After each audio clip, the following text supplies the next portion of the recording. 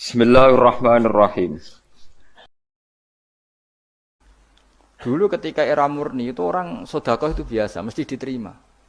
Hadiah ya biasa mesti diterima. Tapi ketika era Umar bin Abdul Aziz, beliau jadi khalifah, dulu seperti itu namanya sedekah, sekarang suap. Semenjak itu ada aturan baru, kalau orang sedang jabat, kok dikasih hadiah orang berperkara itu enggak boleh, karena potensinya. Dulu enggak kebayang ada suap itu, karena orang kalau ngasih ya ikhlas, bahkan diterima itu sudah senengnya bukan. Nah, saya enggak, salam templek sidik ngatur kiai. Mulai dolim. Jalukane ya ora aneh-aneh, ora sekedar ngundang pengajian, jaluk swarga. Amit-amit tenan. Justru iku mari ra swarga, wong salam templek ngono kok jalukane apa? Jadi saya ulang lagi ya, eling-eling makalah ulama, laula murabbi lama arafna rabbi, walau lal ulama lama arafnal anbiya. Karena kita butuh sanad. Kalau kamu tanpa sanad, maka membayangkan Islam itu sesuai yang kamu bayangkan tadi.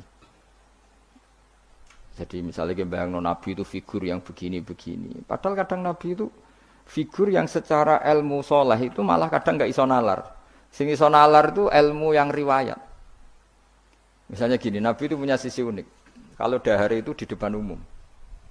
Ya kadang sampai di luar di depan umum. Terus kalau memperlihatkan sebagai manusia itu ya diperlihatkan. Kenapa? Karena Nabi jadi Nabi itu setelah Nabi Isa. Nabi Isa karena begitu sempurna malah kecelakaan dianggap pangeran. Sehingga Nabi itu kalau dari di depan umum. Terus Nabi istrinya banyak. Karena untuk mempertegas bahwa Nabi itu tidak Tuhan. Karena ciri utama Tuhan itu tidak beristri, tidak beranak, tidak makan, tidak minum. Jadi kamane cara bahasa modern itu Nabi justru bikin kontra dengan Tuhan supaya kelihatan tidak sebagai Tuhan. Nak loro yo bangga, nak dahar yo bangga, nak ngombe yo bangga. Justru itu bagus, itu di ranah ilmu. Tapi nak di ranah rasa kowe kan seneng di panutan sing terkenale ra tau mangan. Terkenale ra tau ngombe. Kan kesane kan luweh keren. Tapi secara ilmu itu tidak bagus karena nanti ada potensi kecelakaan dianggap Tuhan. Itu contoh-contoh kecil. Jadi itu ilmu. Lah yang tahu itu ya tak ulang lagi ulama. Justru Nabi ketika sakit, ketika dipanah ya luka, ketika diantemi wong kafir ya berdarah-darah. Itu bagus. Orang enggak perlu memitoskan Nabi itu orang yang misalnya nak dipanah ra tedas. Dibacok ra apa-apa. Iku gak Nabi pendekar jadi paham. Jadi, tapi ini secara ilmu dan sahabat nggak pernah kecewa misalnya nyon sewu Nabi dipanah kok popo ya ora kecewa ya seneng aja. Karena mereka diajari Nabi, aku itu gak pangeran. Ndak ini saya cerita. Jadi andai kan agama itu tidak berdasar sanad, tidak berdasar ilmu, maka orang akan menghayalkan agama dengan pikirannya sendiri. Itu kan seperti orang idolakan Gajah Mada atau wah Gajah Mada terlalu sempurna sampai musnah. Jadi gak ono kuburane, balik neh ning langit. Soale tok ndi lah musnah terus macam-macam. Nah, bayangkan kalau agama disepertikan itu, betapa bahayanya. Makanya agama itu butuh apa? Sanad. Karena sanad ini yang menjaga konstitusi apa? Agama. Makanya eling-elingin apa? Laulal ulama lama arafnal anbiya walau la murabbi lama arafna rabbi. Kita tidak pernah tahu Tuhan kecuali. Nah, maka guru ini posisinya kuat sekali. Saking kuatnya posisi guru, ya guru yang seperti ini sampai ada pepatah tadi man ta'allama bila sayhin fasehu setan. Orang belajar tanpa guru berarti gurunya itu setan. Karena ekstrimnya guru. Ekstrim. Orang tanpa guru itu. Nah, kemudian terus mulai ada dominasi. Orang toreko hanya nganggap itu mursyid. Mahasiswa yang ngajar itu dosen misalnya, terus di tradisi ilmu itu guru.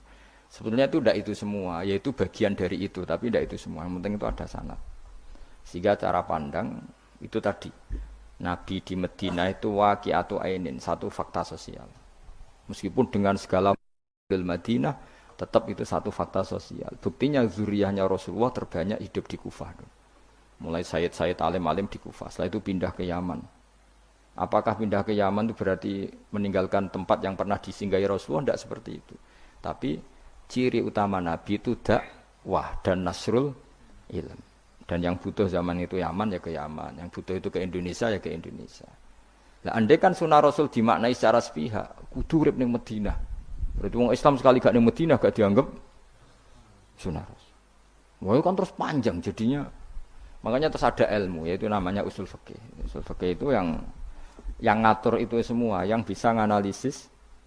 Caranya gampang saja. Zaman Nabi Sugeng itu sudah nyuruh Sayyidina Ali ke Yaman. Disuruh dakwah ke Yaman. Beberapa sahabat disuruh ke daerah-daerah terpencil. Artinya apa? Andai kan yang ditempati Nabi Madinah itu jadi sentral harus orang di Madinah, Nabi tidak akan menyuruh orang keluar dari. Tapi nyatanya mereka disuruh keluar demi kepentingan dakwah. Berarti keluar dari Madinah itu bukan meninggalkan sunnah Rasul. Akhirnya terus jadi ilmu.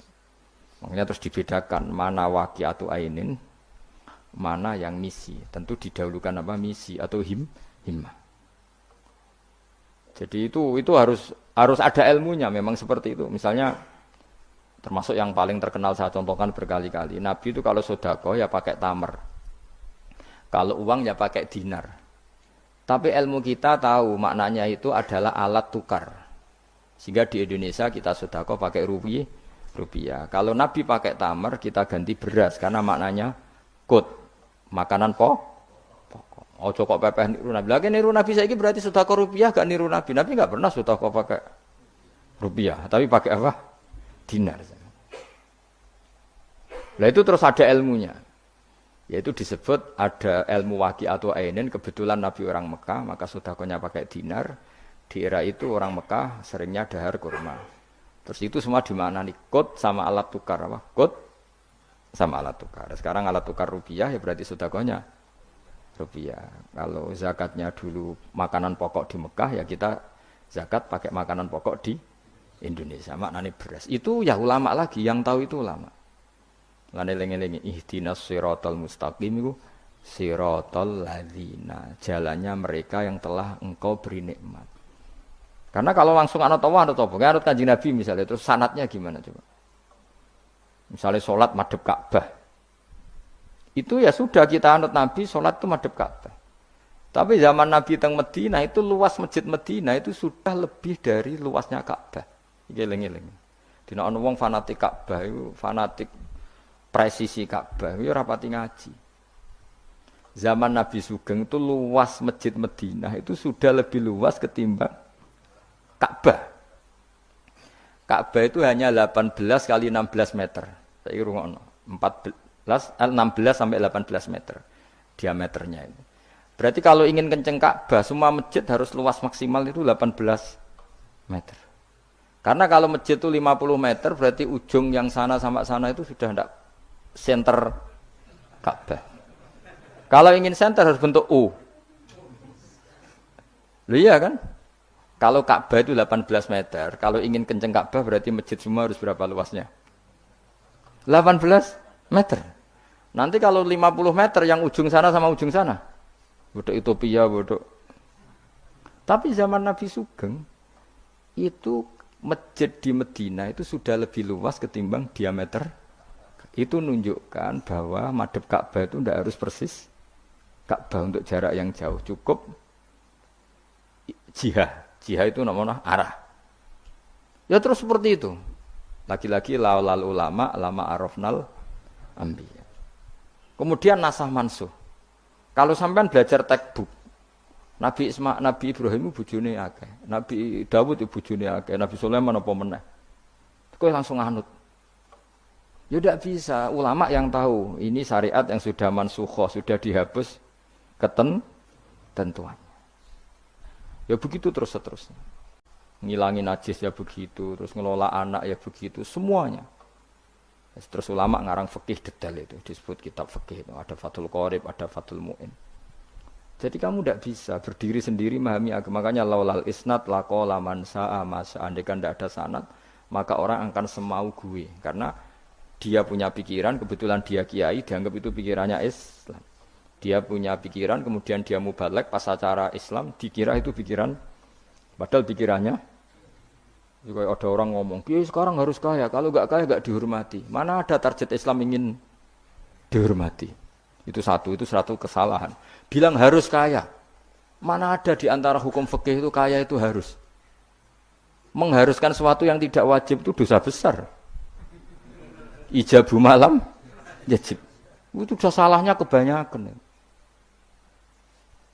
Terus target supaya dihormati. Mana ada target Islam orang yang ingin diridani Allah, pengen dihormati wong.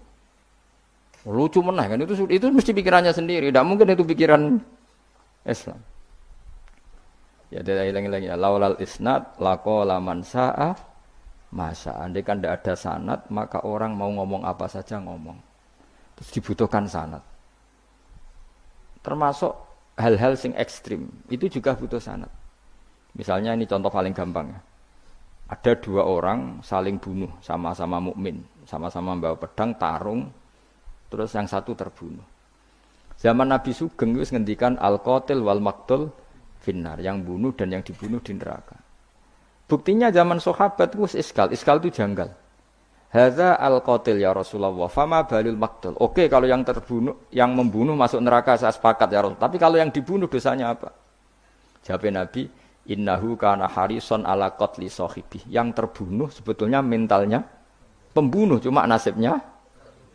Maka yang diukur Islam itu himmah, bukan nasib. Dia terbunuh itu fakta, tapi mentalnya pembunuh, sehingga dia harus masuk neraka karena mentalnya pembunuh. Nasibnya terbunuh, tapi mentalnya pembunuh, sehingga al-qatil wal maqtul finnar. Nah itu seperti itu, kalau enggak kita pakai riwayat enggak bisa, kita masih pakai logika yang qatil di neraka, yang maqtul di surga. Maka jangan-jangan kita di Indonesia bisa saja kita ini Islamnya luar biasa. Karena justru di Indonesia itu kita dakwah. Makanya di guyonan kiai terkenal itu. Ini kisah nyata tapi jadi guyonan, tapi nyata. Ada orang dari beberapa negara yang sudah tertib manajemen. Jadi imam masjid digaji, muadzinnya digaji. Bahkan sekedar muadzin itu bawa BMW kalau mau ke masjid. Singkat cerita si kiai-kiai ini, ulama-ulama internasional ini datang ke Indonesia, di Surabaya pas itu tepatnya, bangga. Imam di sini dapat apa? Tidak dapat apa. Betul nggak dapat? Iya nggak apa-apa. Imam akbarnya saja nggak dapat apa. Wah mereka cerita, wah kalau di kita digaji gini. Karena negara sudah peduli sama imam masjid, sama imam musola gini. Nah, setelah dia bangga sama kiai Indonesia digosok. Makanya kamu sholat terus ya, takut potong gaji. Itu kagetnya bukan main yang ulama-ulama internasional. Karena kalau satu bulan itu gajinya pas itu cerita 70 juta yang kelas Timur Tengah itu. Bisa kamu bayangkan berarti per sholat berapa ya? Kan satu sholat itu 5 ya. 5 kali 30 berapa? 150. Berarti per sholat nilainya sekitar 1 juta ya? 500 ribu ya? Berarti kalau nggak sholat 2 kali potong 1 juta. Oh kagetnya bukan main ketika digojlok ulama Indonesia. Makanya kamu sholat terus ya, takut potong. Sakhirnya Indonesia khair, Indonesia bagus kan ya. Mergo ra usah napa? Ra usah gaji. Meskipun ya mutang-mutung bolak-balik. Nah ini cerita, yaitu guyonan, tapi itu masuk akal. Jadi kita ini jangan, kadang-kadang kita ini merindukan Indonesia kayak negara-negara di sana yang imam masjid diapresiasi oleh negara, muadzin diapresiasi, itu oke. Mungkin pada sisi negaranya bagus karena ngurus orang-orang soleh. Di sisi orang solehnya yang masalah karena mengganggu ikhlas. Jadi kayak wong kiai disuwani wong ayuhin. Wong ayune delok kiai jari ibadah, kiai ini sing masalah nek mendelok terus. Jadi ya jari delok wong alim kan ibadah, sing masalah sing wah repot tuh. Ya kayak tadi, negara berbuat baik sama kiai, misalnya kiai digaji gini. Negaranya baik karena ngurmat kiai, tapi kiai tergantung gaji ini yang mulai masalah. Itu yang tahu ulama, lagi-lagi ulama. Makanya saya itu sama ulama itu hormatnya Masya Allah. Saya itu dulu Mbah Mun itu tidak pati suka sama apa-apa di manajemen. Termasuk saya dulu pernah tanya, kenapa beliau kurang suka misalnya yatim piatu dititipkan di satu manajemen. Jawabnya Mbah Mun itu lucu. Aku kepengin wong manut hukume pangeran, misalnya yatim ya kewajibane ning keluarga. Ngono iku ngelatih wong lali kewajibane. Ya ngelatih orang lali kewajiban. Jadi misalnya saya punya kakak meninggal, anaknya misalnya yatim atau punya adik meninggal anaknya yatim. Agama ini kan punya aturan, kewajiban pertama pada ibunya, pada pamannya, pada keluarga dekatnya. Tapi lalu era modern itu, tentu yang bikin yayasan yatim piatu itu bagus karena niatnya menampung yatim piatu. Oke, itu bagus, niat yang bagus. Problemnya di keluarga yatim tadi. Dari terbiasa merasa itu punya kewajiban ngurmat ponaan, gara-gara ada yayasan dititipkan. Berarti corong Jawa kulino tinggal gelanggang. Tapi tetap hukumnya Allah yang wajib siapa? Pak D, Pak L-nya. Tapi ketika ada yayasan dititipkan. Makanya kadang ada kebaikan itu bagus di yang bikin karena niatnya baik, tapi tidak bagus untuk yang kita. Karena terus nanti orang itu terbiasa meninggalkan apa? Kewajiban. Lalu itu bahaya, kalau ini begini terus itu bahaya. Bahayanya tadi. Coba kalau dia di rumah keluarga, taruh saja gini. Punya Pak D 3, yang peduli 1 saja. Itu sudah kayak anaknya sendiri. Plus ada rasa, namanya sama ponaan itu ada rasa. Belum ada misanan, minduan, tetangga. Kira-kira dapat limpahan kasih sayangnya banyak mana daripada di yayasan? Banyak di keluarga. Meskipun yayasan itu ya bagus, tapi tetap tadi nggak boleh orang itu meninggalkan apa? Kewajiban. Itu cara berpikir ulama. Orang harus dilatih tanggung jawab terhadap kewajibannya sendiri. Makanya tadi ya, jadi pepatahnya itu. Tapi tetap yayasan itu baik. Tapi problemnya tadi, terus wong kulino tinggal gelanggang cara Jawa. Profesi yo gitu. Misalnya ben pinter di pondokno. Sebetulnya al-madrasatul ula itu ibu. Anak mbok pondokno sekira tanggung jawab. Sebetulnya pelajaran pertama dari anak adalah perilaku orang tua. Enak terus pondokno pasrah kiai. Mun yai kula pasrah bongko anak-anak kula dedekno wong saleh. Piye karepe sing di anak iku sapa?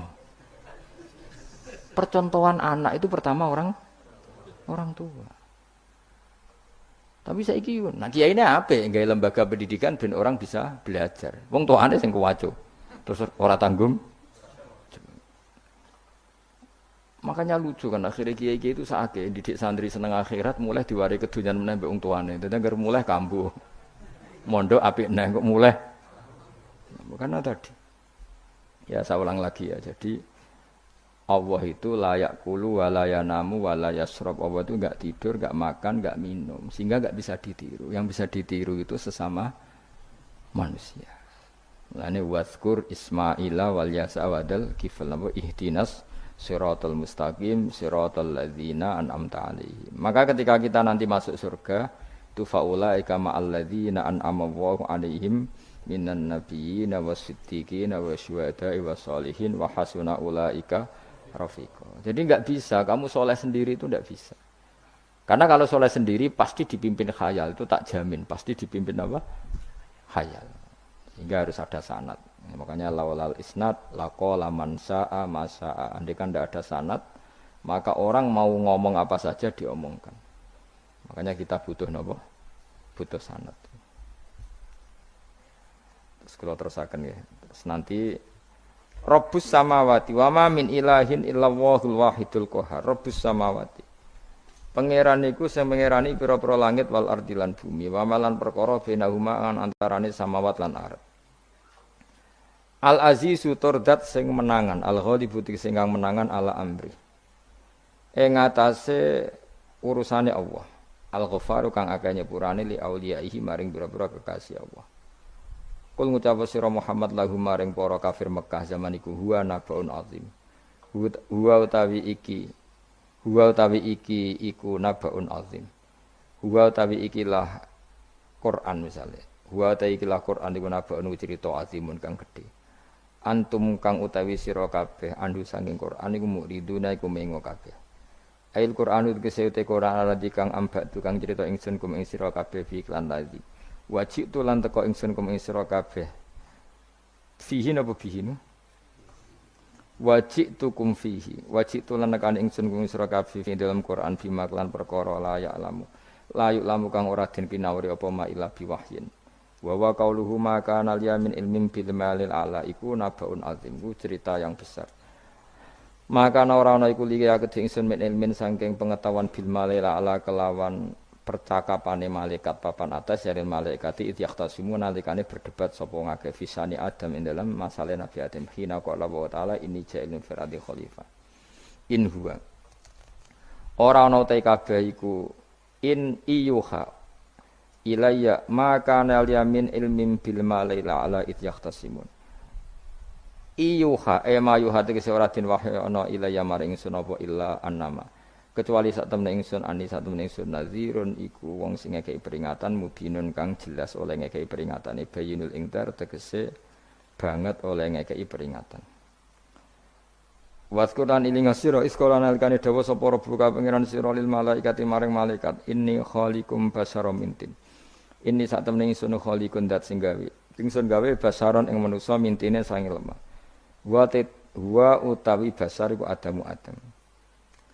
Faida sawaituhu mongko nalikane wis nyempurnano ingsun hu ing Adam atmam tu tegese nyempurnano ingsun hu ing Adam wa nafakhtu lan yub ingsun ajra itu tegese melakono ingsun fi ing dalam Adam min ruhi sanging roh gawean ingsun wa namanani sanut kula man min ruhi sanging roh gawean ingsun ora maknane min ruhi sanging roh ingsun berarti Adam ditiup ruhi Allah terus di Adam ada ruhi Allah kuwi dadi setengah Nasrani mergo dadi Roh Kudus iki dadi mulane repot. Dadi namane sanut aku wis. Wae min ruhi sanging roh sing digawe ingsun ya rada bulet menan. Fasara mengko dadi sapa Adam khayan dadi urip. Nah. Wa idhafatur roh ta ngidhofano lafat roh ilahi maring min ruhi ku tasrifun mung ngekeki penghormatan di Adam maring Adam. Lagi-lagi ini malaikat. Malaikat itu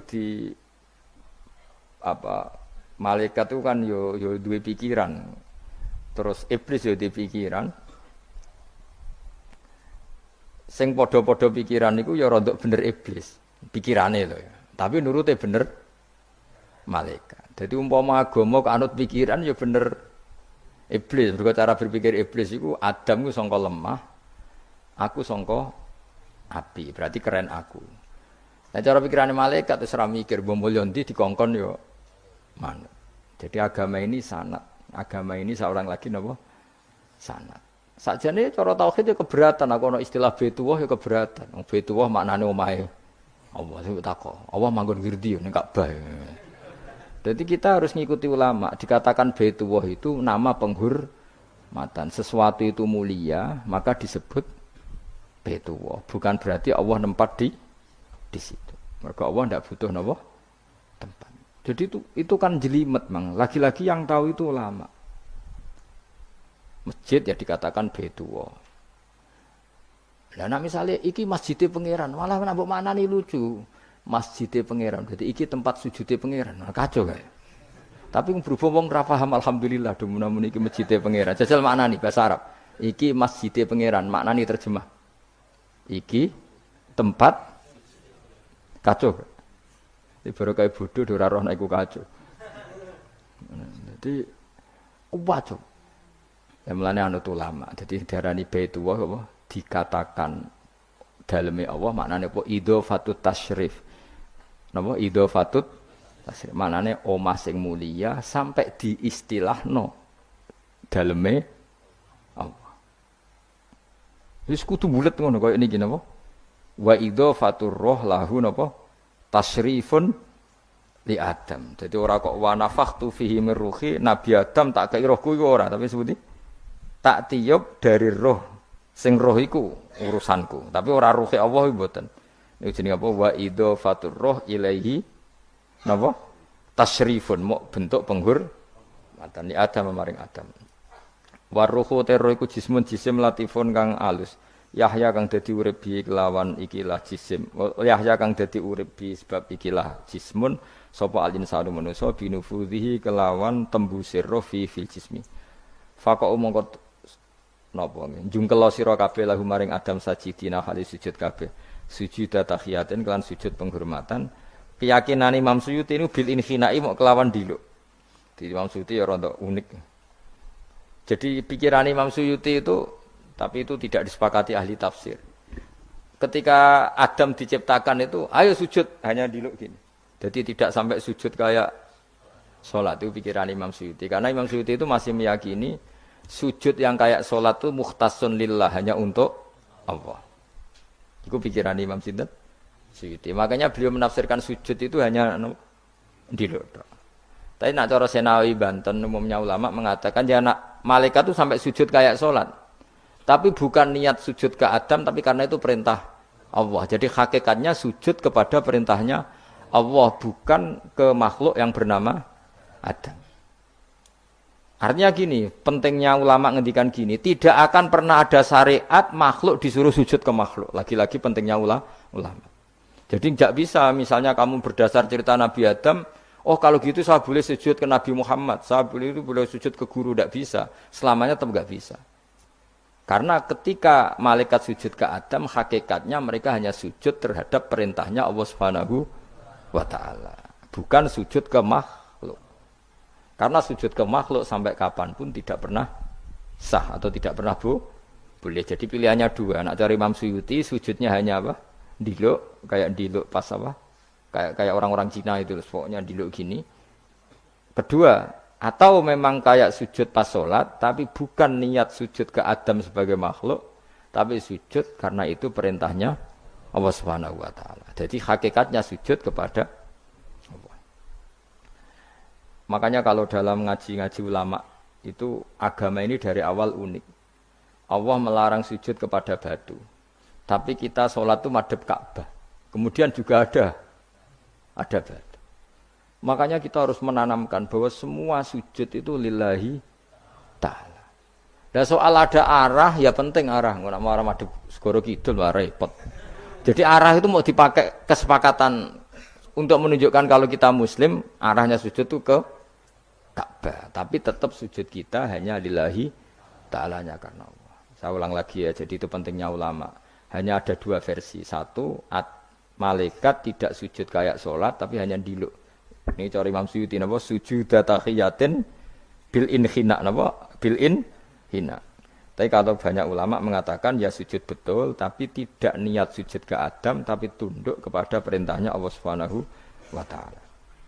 Fasajata mongko sujud sapa al malaikatu malaikat kulluhum sakabehane malaikat ajmauna halis kabehane kabeh. Fihi ku tetep ing dalam dawuh kulluhum ajmaun takkidani utawa ana taukid loro yaiku kulluhum dan ajmaun illa iblis kecuali iblis. Wa ta iblis ku abul jinni ku abul jin. Karena ana sapa iblis ku benal malaikat ya antarane para malaikat. Istakbara sombong sapa iblis wa kana lan ana sapa iblis minal kafirina setengah sange wong sing kafir kabeh fi ilmillahi taala ing dalem ilmune Allah taala. Kala dawuh sapa wa taala ya iblis wa iblis ma manaka mau te apa iku mana ngalang-alangi apa maka ing sira antas juta ento sujud sira lima maring perkara kholaktu kang gawe ingsun biadaya kelawan tangan loro ingsun manane kelawan kekuasaan ingsun manane yadaya di maknane nah mbek ulama mergo nak maknane tangan kok repot nah berarti Allah duwe tangan terus dirubah mbek Imam Suyuti diciptakan dengan tangan saya sendiri maknane apa tawalle itu tegese nguasani ingsun khalqahu ing gawe Adam. Jadi Adam tak bikin sendiri. Manane ya pokoke ngono. Dadi biadaya itu istilah penghormatan. Bukan hakikatnya Allah bikinnya pakai tangannya. Wa hadza utawi iki ku tasyrifun iku bentuk penghormatan di Adam maring Adam. Fa inna kulla makhluqin mongko sak temene hakikate kabeh makhluk ya tawala nguasai sapa Allah khalqahu ing gawe kula makhluk. Astakbarta am kunta minal alin astakbarta ana ta sombong sira al ana ing dalem saiki anis sujudi istifamu taubihin am kunta ana ta te sira minal alin setengah sangge wong sing sombong-sombong kabeh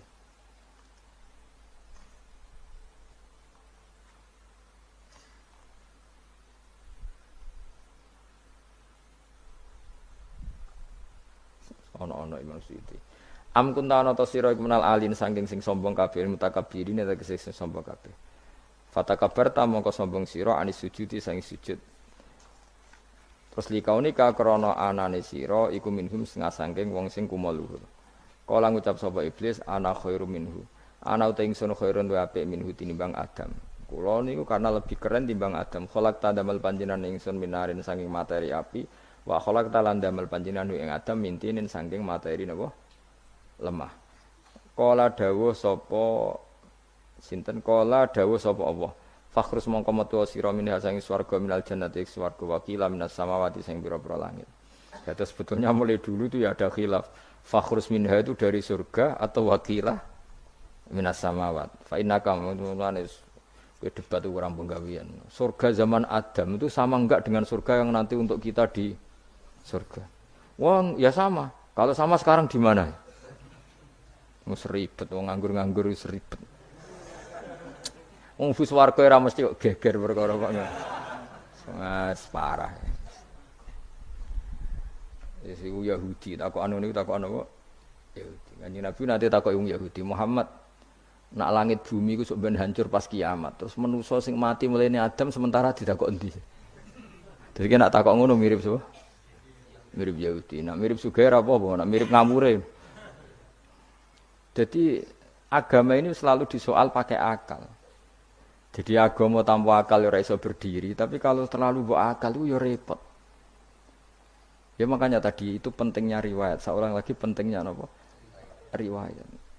Makanya cara Imam Malik itu enggak suka sama agama di logika itu enggak suka. Karena nanti orang yang punya logika terus merasa lebih punya otoritas terhadap apa? Agama. Ya wis sesuai ngono, agama iku angel oleh nerangno sampean agama iku. Sampai saya kita bedai, Nabi Adam diusir konti, swarga. Terus swargane Nabi Adam saya kita konti. Mergo swarga itu luasnya sak langit bumi. Lah nak iku saya kita konti. Swarga lebih luas ketimbang langit. Kan enggak mungkin sesuatu yang luas diletakkan di yang sempit. So, akhirnya Mu'tazilah enggak percaya anane swarga zaman Nabi Adam. Jadi swarga sing cerita Adam itu tidak sama dengan surga yang nanti arduhas samawati wal ard. Jare ahli sunnah ya sono. Lah ning ndi wis ra roh pokoke ono. Ya itu kan sama-sama terus diterusno wong debat. Ya sudah guys. Nek cara aku wis mlebu sik kok gampang nerangno nek wis bar roh. Secara teori kan gitu, ora roh kok nerangno ya sakwise roh. Ya sudah sampean mlebu swarga wae lagi apa? Lagi nerangno. Pas aku nerangno kowe ra ning swarga ya wis ra ketemu. Wis kono enak nang cangkem elek ngono wis asaku ben nerangno kowe ra ning kono ya wis akhire gak. Apa cocokan sampean? Aku tak nerangno swarga lah sing kono ben nerangno neraka. Mergo roe neraka. Agama iku unik. Ya karena tadi apa ya? Dari awal agama ini kaum yakilun, tapi akal yang berlebihan itu ya mengganggu agama. Ya sudah makanya saya ulang lagi itu riwayat ya. Sebagian ini apa? Riwayat. Inna hadzal ilma dinun fangzuru amman ta'khuduna dinakum. Agama ini ilmu. Kemudian kamu harus dari sanad yang benar, ya. Dari sanad yang apa? Dari sanad yang benar. Ya sudah seperti itu. Mane cuk kula nu setuju model kaya salat sunat safar, tidak harus madhep kiblat terus. Jadi agama ini sudah unik. Misalnya gini ya. Salat fardu kan wajib madhep kiblat, tapi ada salat yang enggak usah madhep kiblat, yaitu sunat safar. Misalnya orang di pesawat gini-gini. Karena guling-gilingan, nah, hakikatnya kiblat itu tidak fokus kita namun Allah Subhanahu wa taala. Jadi memang agama, tapi lagi-lagi itu butuh riwayat. Seorang lagi butuh riwayat. Kalau enggak pakai riwayat terus kayak Abu Nawas kabeh. Karena tadi Amerika, saya ulang lagi Amerika, itu kalau dibor pas New York itu kena Ka'bah. Lah logikanya kalau arahnya pas itu kan bebas arah. Berarti orang Amerika oleh sholat bebas. Tidak bisa seperti itu, ya tetap anut konsensus ulama sana atau tradisi sana, kiblat itu ngambil arah mana. Karena dia pas. Ya bumi yang ada arah itu secara akal kan hanya rubuk 1/4. Makanya kalau kamu belajar falak itu ada rubuk. Lainnya itu sudah tidak ada arah. Misalnya bumi bulat bola, yang sama atas dikatakan sama-sama di atas. Ya kadarnya hanya 1/4. Lainnya itu sudah dikatakan samping. Makanya seperti Denmark, itu ada daerah yang siang itu sampai 3 bulan, entah berapa siklus sekian puluh tahun. Ada yang lebih lama siangnya, sampai 18 jam. Kalau di Eropa kadang puasa itu sampai 18 jam. Ada yang selalu enggak kena matahari, kayak kutub utara, kutub selatan. Nah makanya kalau misalnya sholat itu ngikuti apa? Kalau ngikuti matahari, orang kutub sholatnya hanya maghrib, isya, subuh. Gak wajib poso, nggak tahu ono rino misalnya. Ya tidak bisa seperti itu. Jadi kalau nuruti logika kan terus berdebat terus. Tapi kalau nuruti rasa sebagai hamba, Orang kutub butuh sujud sama Allah, orang kutub butuh loyal sama Allah dengan memperlakukan puasa. Ya sudah, akhirnya kita harus puasa. Nah, lalu kalau ukurannya matahari, mereka tidak punya matahari. Memangnya puasa itu penyebabnya wujudnya matahari, apa penyebabnya loyalitas sama Allah Subhanahu Wa Taala? Loyalitas. Kalau penyebabnya matahari ya, berarti kalau nggak ada matahari, nggak usah apa? Nggak usah seperti itu cara berpikir. Makanya ngikuti ulama. Karena ulama yang tahu tradisinya Allah dan Rasul. Ya seorang lagi ulama yang tahu tradisinya Allah dan Rasul. Meskipun ya kadang saya enak dewe ulama. Mergo ya kadang ya mau kula bolak-balik ngomong. Enggak diterangno mbek cangkem elek ora paham-paham. Makanya masyhur itu ada kiai di debat sama orang rodok PKI. Pak Kiai, kalau setan dari api masuk api kan biasa. Terus susahnya apa? Mau materinya dari api. Terus Kiai ku mek lemah, swawarna raine. Loro, Cung, nggih sakit. Jare wong kok lemah, kena lemah kok loro. Karena serak kena diterangno. Manusia materinya kan dari tanah, berarti kena dipendem urip-uripan. Piye jare? Ya loro ya. Lah iya jare kok lemah kok dipendem ning lemah kok. Karena dijelaskan pakai lisan yang baik gak paham-paham. Sebenarnya kita ini ingin selalu baik, tapi ada orang-orang diterangkan cara baik-baik itu. Wah. Kayak misalnya ana wong kondo, Gus kula niku bojo kula cerewet ngene-ngene, apike kula pegat dicereweti bojo mbek diarani duda iku lara ndi? Oh lara diarani duda isen. Kowe payu rabi dicereweti, ambek ra payu rabi jomblo, sakit mana? Sakit distatuskan jomblo. Malah kena dicereweti sabar prestasi baru. Mesti wong ku diwolak-walik. Lah nek jare sekolah tas malan kula seneng mbek Imam Syafi'i. Kowe dirasani wong ning ngarepmu, diomongi, ambek dirasani seneng ndi? Seneng dirasani cara kowe. Jare Imam Syafi'i buktike wibawa, buktine ngomong ning ngarepmu rawani. Jadi Imam Syafi'i itu rileks urip. Ya Aba Abdillah orang yang tadi muji-muji jenengan tuh kalau di luar maki-maki jenengan. Jadi alhamdulillah. Kok bisa itu kan bukan pengkhianatan. Berarti saya wibawa. Di depan saya enggak berani itu. Wong iku sowan Imam Syafi'i ya cium tangan ya hormat. Tapi setelah di luar menghujat. Singkat cerita dilaporkan ke Imam Syafi'i. Orang yang tadi nyium tangannya jenengan itu di luar ngerasani jenengan. Jadi Imam Syafi'i alhamdulillah berarti aku wibawa. Mendengar kurawani. Ya dianggap enteng saja. Terus ada orang misoi Ja'far Shadiq. Sayyid Ja'far Shadiq itu Sayyid putune Nabi, orangnya soleh alim. Gurunya Abu Hanifah. Di antaranya gurunya Abu Hanifah itu Sayyid Ja'far Shadiq. Itu kalau dihujat orang diomongin ini. Dimaki-maki. Sampai ke rumah. Pas mau masuk rumah, kamu masih ingin maki-maki saya? Iya. Tak tunggu sampai selesai. Setelah selesai, sudah, sampun, sudah. Masih emosi orang, sudah. Kamu misoi saya berdasar apa yang kamu ketahui. Yang tidak kamu ketahui lebih banyak, maka saya tunggu. Terus Wisen sampai terus ketika ditanya, kenapa engkau sabar ketika jenengan saya pisui? Orang ini akhirnya tobat, mencium tangannya, mencium lututnya. Jawab saya Ja'far Shadiq ini. Aturahu tu'sokurhan, aturahu yu'sokurhan. Kowe ora paham kalimat itu, tapi tak terangkan ben dadi wali. Kowe roh pangeran. Ya tahu. Sing durakani pangeran tuh banyak enggak? Yang maksiati pangeran tuh banyak enggak? Ya banyak. Lah iya pangeran sing di langit bumi wae dimaksiati, apa meneh terima aku. Akhirnya terus. Jadi orang-orang soleh itu cara berpikir itu di luar kapasitas kamu. Apa ya? Mereka itu hanya Allah, taunya itu hanya Allah. Aku kan enggak egois, harga diri. Mana ada agama berdasar harga diri itu kalau dalam bahasa Arab disebut hamiyatul jahiliyah itu gengsi nopo jahiliyah. Makanya ketika saya berkali-kali cerita itu ada seorang ulama dipanggil tetangganya nom. Setelah sampai situ sudah kembali saya tidak butuh kamu. Setelah sampai rumah dipanggil lagi sudah kembali lagi sampai 3 kali. Ulamanya tetap ceria, tetap nyaman. Ketika ditanya kenapa engkau tetap nyaman? Wahai pemuda, kamu itu tetangga saya. Kata Allah dan Rasul, nak kowe iman be Allah Rasul kon ngapiki tangga. Lah kon ngundang aku ya teko. Ya seneng wong nuruti perintahe. Ketika kamu nyuruh saya kembali, ya saya kembali. Memang itu keinginan kamu. Kowe tanggaku, aku kon nurut mbek tangga. Aku ora urusane mbek kowe. Aku mau nyaman mbek perintahe Allah. Nangis pemuda tadi itu tobat. Kalau kamu kan warga diri orang kok dipimpong. Nek gak bakat wali blas. Jadi orang dulu itu nyaman. Karena ya pikirannya namung Allah Subhanahu wa ta'ala. Umar bin Abdul Aziz itu termasuk khalifah paling soleh setelah periode sahabat. Itu mau kapundhut itu sewantai seneng. Ketika keluarganya menangis, kenapa kamu menangisi saya? Ya karena engkau mau mati. Memangnya kalau mati mau kemana aja? Ila khairi madhubin ilaih, ke zat terbaik. Terus aku mbok kon urip awar kowe gak jelas iso ngrumat aku ta ora. Anak Allah malah jelas.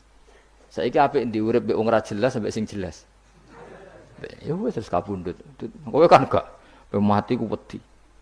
Dosane akeh. Lah mengko nek urip terus ora dosa apa to ngene. Gaya tok wis. Dosa kula jek kathah Gus kok mati terus. Ya malah apik mati ora dosa meneh. Biasa wae nek apik mati biasa karena potensinya kamu urip suwi ku dosane apa taat meneh. Ya jawab. Potensine. Dosa meneh apa taat meneh? Apa ya dosa ya taat. Terus pas mati, pas taat atau pas dosa? Ya ora usah ngono biasa ae. Ape mati, mati ae matur pangeran Gusti nak saene mati nggih. Mati mawon nak saene urip nggih. Urip mawon Gusti semua anut jenengan Gusti. Zaman kula urip sing ngrumat nggih jenengan, mungkin sampean mati sing ngelola nggih napa? Jenengan pun donya sing ngurusin jenengan. Kan sebenarnya kalau kita berpikir gitu kan nyaman. Zaman kamu hidup yang mengendalikan jantung, paru-paru, oksigen juga Allah. Dan kamu enggak tahu caranya, tahu-tahu hidup. Tapi setelah mati dikubur kamu iskal. Lalu sistem pernafasan saya gimana setelah saya mati? Memangnya zaman yang donya kowe roh. Oh karena ada oksigen. Terus oksigen wujudnya karena apa kowe ya ora roh. Oksigen dari zat gini lah zat iku kok sapa ya ora roh. Mau gaya tok ngomong mau tetep akhirnya ora roh. Nanti kadang kalau gawak mbek goblok wis ora roh kabeh dari awal mau alam pokoke gak usah nerang. Nah, artinya gini, kalau zaman di dunia kamu tidak bisa mengelola diri kamu sendiri, juga sama setelah mati tidak bisa mengelola diri kamu sendiri. Semua itu al-amru biyadil, semua itu dalam kekuasaan Allah Subhanahu wa ta'ala. Ya sudah, alaihi tawakkaltu wa ilaihi unib. Ya sudah, kita pasrah saja dan kita hanya kembali kepada Allah Subhanahu wa ta'ala. Ya sudah, itu agama. Tapi nak bawa logika pakai akal. Wah itu orang mati itu sudah nggak bisa apa-apa, sudah jadi tanah gini-gini. Dan masalah catekar yang ngerti, nek jadi tanah itu tidak bisa apa-apa. Tapi masalahnya kita ini dikendalikan oleh zat yang bisa mengelola semua. Yaitu Nabi Adam diciptakan juga dari tanah. Ya sudah, hanya berdasar riwayat itu yang kita akhirnya meyakini setelah kita mati juga bisa hidup lagi. Mun kula terusno. Fakhrus minha, qala dawu sapa ta'ala fakhrus minal jannati. Nah iki mriki maksud yo aneh niki radi fakhrus minal ana khilaf.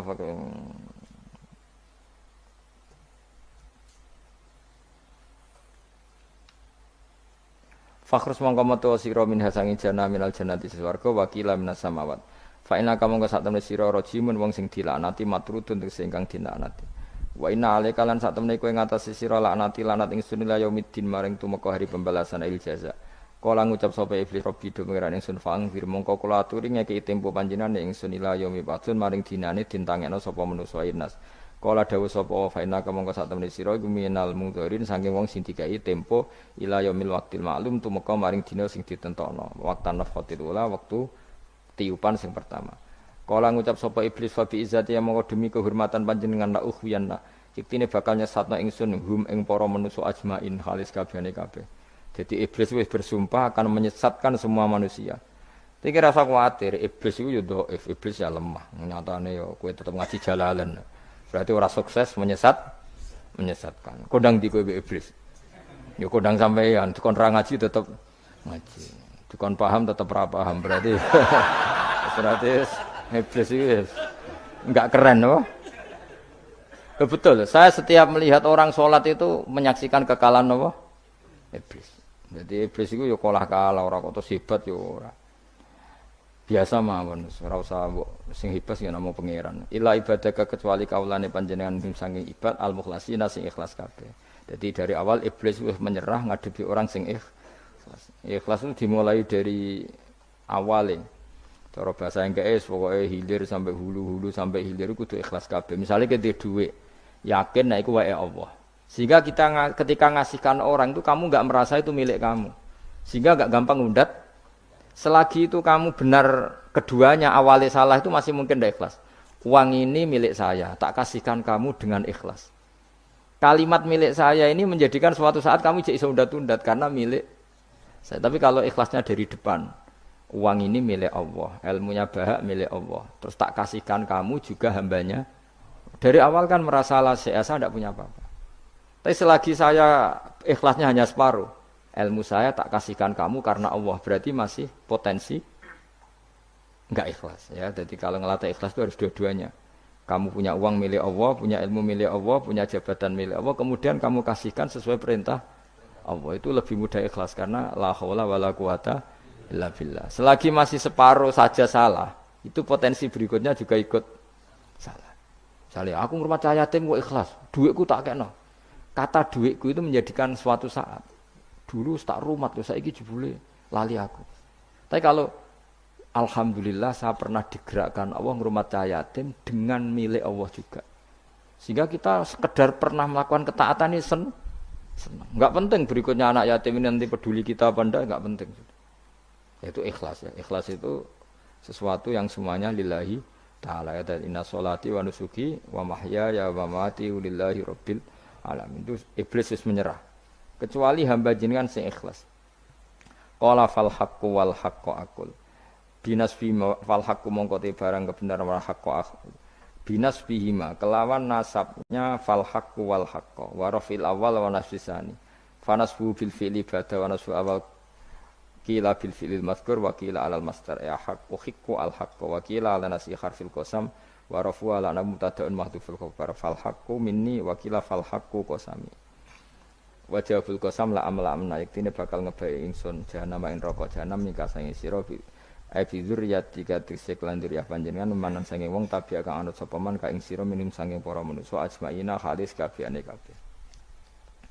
Niku mun bakasan-bakasane nahwu wis pokoke sampean maca kena kira kita napa qala fal haqqu wal haqqu napa aku mun liyane niku kira ae macam-macam wonten sing napa nasab rofa ana sing nasab pokoke niku kados khilaf-khilaf niku la amna yaktine bakal ngebae ingsun jahanam nama ing neraka jahanam nika sing sira bidzuriyatika kelaman anak turun sira wa mimanan sange wong tabi kang anut sapa man ka ing sira minum sange anas ajmaina halis kabehane kabeh. Kul ngucap sira Muhammad ma as'alukum ora njaluk ingsun kuming sira kabeh alaihi ing atase iki ala tablighi risalati tegese ing atase nyampekno utusan min ajrin saking opah apa wae julin tegese opah ajrin maknane julin wa ma'ana lan ora ana saking utawi ingsun munal mutakallifina iku wong sing memaksakan kebenaran kabeh. Maksudnya mutakallifin memaksakan kebenaran sampai tak rewangi bohong tak rewangi rekayasa ilmu taqawilina. Tegese wong sing gawe-gawe kabeh Al-Qur'an ing Qur'an min tilqai nafsi saking sisi awak dhewe ingsun. In huwa ora ana te Qur'an ilmal Qur'an ora ana te Qur'an iku illa zikrun kecuali dadi kehormatan atau dadi zikir atau dadi nasihat. Aidzatun tegese dadi nasihat lil alamina kedhe wong salam kabeh. Lil insi tegese kedhe manusa wal jinni lan jin wal uqala ilan pira-pira wong sing duweni akal dunal malaikati ora kok malaikat. Tapi ini nggih pendapat dunal malaikat. Maksudnya Quran itu memperingatkan orang supaya dari tidak soleh menjadi soleh. Sementara malaikat mesti napa? Soleh. Jadi enggak perlu diperingatkan dengan apa? Quran. Tapi niki pendapat Imam Suyuti. Banyak ulama yang mengatakan malaikat pun butuh Quran karena untuk tasyrif, untuk satu kehormatan. Kan masyhur itu khilafnya ulama. Apakah malaikat itu termasuk umatnya Kanjeng Nabi Muhammad SAW? Ada ulama yang mengatakan cara pandang Nabi diutus itu untuk mensolehkan yang tidak soleh atau mensolehkan yang potensi tidak soleh. Kan orang itu ada dua. Ada yang memang tidak soleh disolehkan. Ada yang potensi tidak soleh. Sebetulnya sudah soleh tapi potensi juga tidak soleh. Terus disolehkan. Nah malaikat ini kan tidak berpotensi maksiat. Sehingga enggak butuh Nabi. Saya ulang lagi. Malaikat itu kan enggak mungkin tidak soleh. Selalu soleh. Berarti enggak butuh Nabi. Itu cara pikiran Imam Suyuti. Sehingga dia mengatakan Quran itu memperingatkan semuanya kecuali malaikat, karena malaikat tanpa diperingatkan sudah soleh. Tapi kata ulama yang lain tidak seperti itu. Malaikat tetap senang sebagai umatnya Rasulullah Shallallahu Alaihi Wasallam karena butuh status tasyrif. Tasyrif itu keren. Nanti ditakoki kowe melok kelompok isopo, melok kelompok Kanjeng Nabi Muhammad Shallallahu Alaihi Wasallam. Sehingga kalau nanti ditanya Allah, mimman anta misalnya, min ummati habibika Muhammad. Itu keren. Karena termasuk umatnya kekasihmu Nabi Muhammad Shallallahu Alaihi Wasallam. Lalu kamu ngikuti apa? Yo min ahsani kitabik, maksudnya ngikuti kitab terbaikmu ya Allah. Sehingga mereka ikut umatnya Nabi bukan karena disolehkan, tapi karena tasrif, satu kehormatan. Itu yang diikuti ulama tradisi kita ahli sunnah, ngikuti yang pendapat itu. Ngikuti bahwa malaikat pun suka dikategorikan umatnya Kanjeng Nabi Muhammad Sallallahu Alaihi Wasallam karena nambahi tasrif. Nambahi apa? Tasrif. Masyhur itu Imam Suyuti dalam hal ini kita ngikuti ulama mayoritas, bukan ngikuti yang ini. Masyhur kan Jibril ditanya, kan itu ketika Jibril ketemu Nabi Muhammad ditanya, untungnya apa kamu jadi safir? Safir itu kira-kira terjemahan bebasnya panitia saya. Jibril itu kan ya jauh dari langit turun bumi, dari langit itu kan jauh. Terus kamu untungnya apa? Karena Jibril itu tahu betul peristiwa yang pernah dilakukan Allah. Yaitu kayak apa malaikat yang di langit bisa diusir karena kesalahan tertentu. Malaikat yang sok suci kayak siapa itu Harut Marut juga dihinakan seperti itu. Dan Jibril tahu betul Allah itu yaf'alu ma yasha. Jadi yang sekarang malaikat bisa saja jadi pokoknya tahu betul Allah bisa melakukan apa saja. Karena Jibril tahu betul Allah karena dia ketua malaikat. Kan kita tahu misalnya ada sejarah siapa? Harut Marut dari malaikat menjadi hina seperti itu. Terus Jibril akhirnya tanya, ya sudah Jibril punya terus ditanya Nabi, kamu untungnya apa setelah jadi safir saya, jadi panitia yang ngurusi wahyu. Terus kata malaikat Jibril, saya tidak pernah merasa aman. Apakah saya selalu dalam posisi ini, posisi terhormat, kecuali setelah menjadi safir, menjadi pelayan kamu, ketika aku distatuskan oleh Allah. Apa itu? Innahu laqaulu rasulin karim dzi quwwatin inda dzil arsy makin muta'in tamma amin. Terus kan fa amin tu ba'du. Baru setelah itu saya merasa aman, bahwa posisi saya aman karena Quran itu abadi ila yaumil qiyamah ila mala mi'adalah. Pokoknya Quran itu abadi dan di Quran itu saya distatuskan muta'in tamma amin. Berarti saya merasa aman, tidak akan dirubah kestatusan saya malaikat semenjak saya jadi safirmu. Intinya Jibril juga mendapat kehormatan karena ngitmai Quran. Paham ya? Makanya kita di sini mengatakan ini pendapat Imam Suyuti, tapi hampir semua ulama berpendapat apa? Malaikat pun ikut mendapat berkahnya Kanjeng Nabi Muhammad Shallallahu Alaihi Wasallam. Jenenge apa? Berkah tasrif. Napa berkah napa? Tasrif, jadi punya status kehormatan. Lah yang dikatakan Imam Suyuti itu murni logika. Murni logika tadi, yang namanya Quran itu memberi peringatan supaya enggak soleh menjadi soleh. Dan malaikat tidak butuh itu karena sudah selalu soleh. Ya, jadi itu logika saja. Tapi kita berkeyakinan malaikat pun butuh, tapi untuk kehormatan. Jadi, wala ta'lamunna yang ilan yaktine bakal ngerti temen sira kabeh ya kufar Makkah penduduk Mekah naba'ahu ing ceritane Quran. Niki ayat populer kula. Jadi kita ini pasti akan menyaksikan kebenaran beritane Quran ila yaumil kiamat. Sanurihim ayatina fil afaqi wa fi anfusihim hatta yatabayyana lahum annahul haq. Wala ta'lamuna yaktine bakal ngerti sira kabeh ya kufar Makkah wong kafir-kafir Mekah naba'ahu ing ceritane Quran khabar sidqihi. Tegese cerita kebenarane Quran ba'da khinin sause kok. Tapi iki dawuhe pangeran. Terus Imam Suyuti nafsiri yaumil qiyamah. Ya, tapi ini lagi-lagi tafsir ya, bukan Quran. Jadi cara Imam Suyuti kamu akan tahu berita kebenarannya Quran setelah kiamat. Tapi nyatanya sebelum kiamat pun kita tahu banyak tentang berita benarnya apa? Quran. Nggih saya beri contoh ngeten nggih. Niki ben nambah iman kula jenengan teng Kanjeng Nabi Muhammad sallallahu alaihi wasallam. Nabi itu Nabi itu kan orang yang mukjizatnya jelas Quran. Ya jelas kita sepakat Nabi itu orang yang mukjizatnya itu ngendikan Konstantinopel. Nabi itu orang Mekah. Itu orang Mekah, orang Medina. Itu ngendikan Turki, itu kan jauh sekali karena Turki itu ikut barat. Tapi Nabi zaman itu ngendikan lataf tahunnal Konstantinia, kamu pasti nanti menaklukkan Konstantinopel. Terus Nabi menyebut pasukannya, menyebut tentaranya. Terus al-amru kama akhbarahu. Kemudian kenyataannya Konstantinopel zaman Nabi itu kan hanya menguasai Mekah Medina. Dereng duki putih-putih. Tok Syria itu era Umar. Tapi era Pangeran Fatih pun berapa ratus tahun setelah Nabi baru menaklukkan apa? Konstantinopel. Mergo Nabi nate dawuh mulai sekarang sampai kiamat uridot alia umati. Umatku dipertontonkan. Jadi Nabi sempat delok kalau cara Jawa TV lah. Jadi menawa Nabi ya perso ngaji Jalalain paham ora paham ya. Ini termasuk daftar yang diperlihatkan kepada Nabi. Jadi ning akhir zaman ono wong ngaji nggo 3 perangkat kitab, pulpen, rekaman.